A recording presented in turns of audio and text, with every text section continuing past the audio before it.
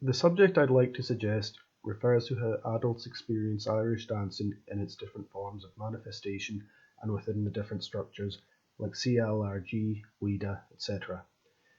I'm interested to see how their emotional experience may vary across structures, dancing forms, countries or regions, and what would be the reason for the differences, if there are any.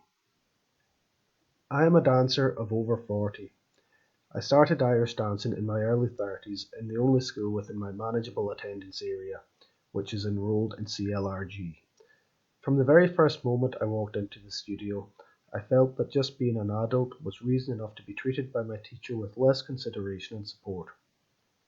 Later on, as I started competing, I discovered that abroad things weren't very different either, especially in championship related events, and that other adults were experiencing this as well.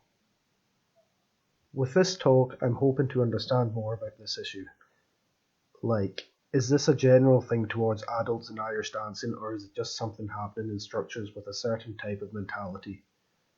And why does it happen?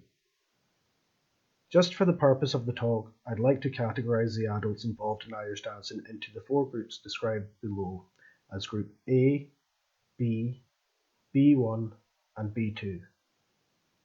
Please note that this categorisation does not imply any sort of ranking or criticism. It is only meant to help determine the ways in which adults may experience Irish dancing differently when they start as adults versus being involved in it since childhood. Personally, I believe this may bear an important significance and cause particularities. The groups are as follows. Group A, those who have danced as kids. Group B, those who have started as adults and either prefer a slower pace, B1, or are interested in a somewhat more challenging style, B2. So, for Group A, I considered the adults who are still active in Irish dancing but who have actually been involved in it since childhood. So presumably they've had at least at some point the opportunity to also experience Irish dancing as strong, fast-learning young people. Some of them might even have a well-established reputation at this point, which could ensure they are still treated with respect by their younger peers. For Group B, I considered the adults who had only the chance to become acquainted with Irish dancing at an older age, which would be a more physically challenging age. For them, the days of enjoying their Irish dance ability are still something to be looked for in the future, not something that has already been experienced in the past.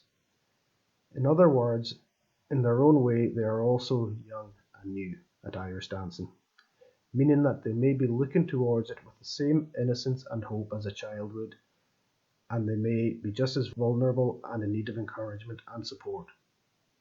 Group B1 refers to the adults who, having started Irish dancing later in their lives, prefer to enjoy it mostly as a fun and relaxing exercise, so they are more into the slower-paced, non-athletic styles.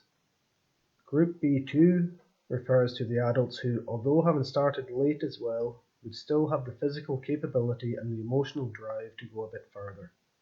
Not as much as the kids or teenagers surely, but like to be perhaps more expressive in their physical movement than those mentioned in Group B1. In other words, B2s are the adults who might be interested and able to approach a style which is a little stronger, a little more physically challenging, yet still not super athletic. From my personal observations, I feel that within the CLRG structure, it kind of goes like this.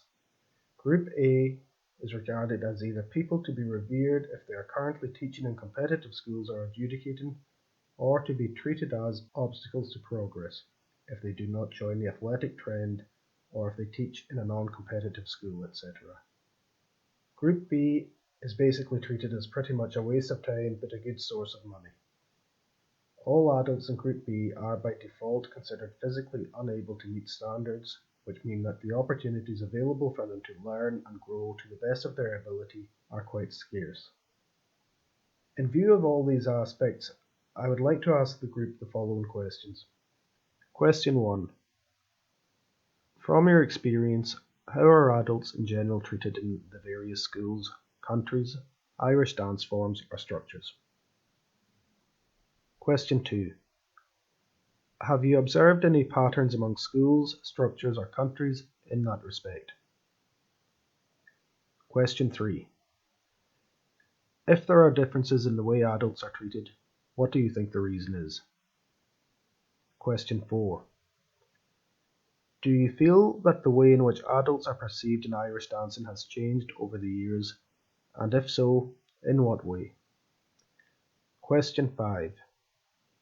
In countries where Irish dancing is still in its infancy, what opportunities are there for adults, especially Group B2, to get the best support for their technical progress, besides YouTube videos which are almost never meant to deal with their specific physical challenges? And finally, question 6. Would you support the idea of adults in Irish dancing having an online community of their own where they could help each other with information, like tips about upcoming classes, workshops and events, matching their interests and abilities? Thank you very much for your interest.